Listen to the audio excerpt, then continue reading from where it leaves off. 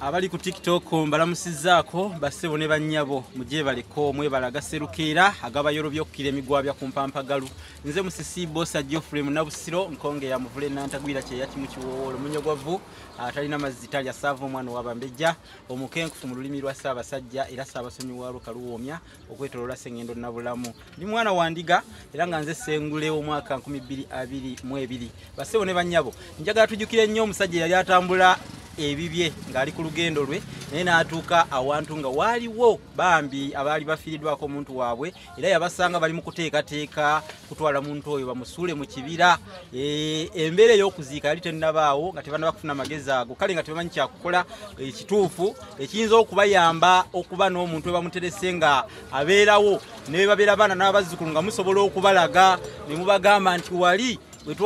we twagalamiza jjajjaawo oba taatawo oba maamawo. Awo nno munnange omusajja ono yabagamba nti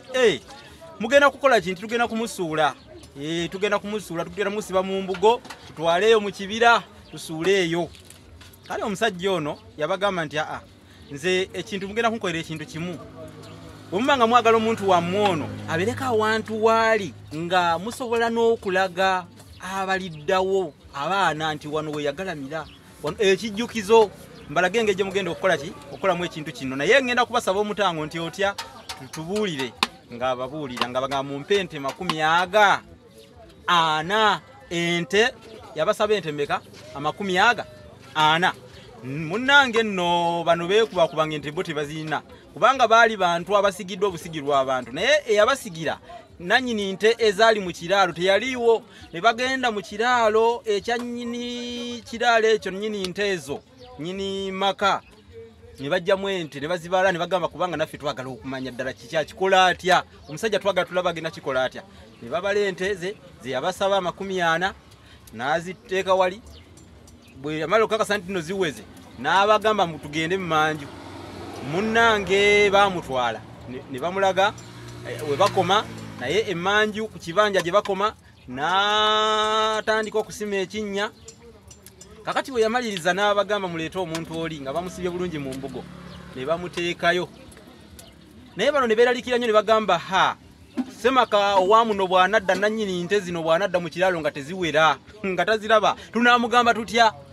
Amaze okubalaga engeri y'okuziika omuntu oli bamutaddeyo mu kinnya bo bamugamba tunaamugamba tutya nannyini nte n'abagamba ate mutya bw'akomangawo mumugambanga nti ente 40 wano wezaggwera wewava ekigambo Entaana yeno gye baamuziika asonga ku kinnya gye baziisa omuntu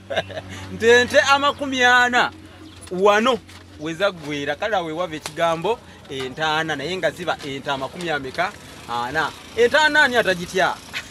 buli omu agitya naye bassebo ne bannyabo nsomesezza olwaliro ku nnono ey'ekigambo Entaana ente 40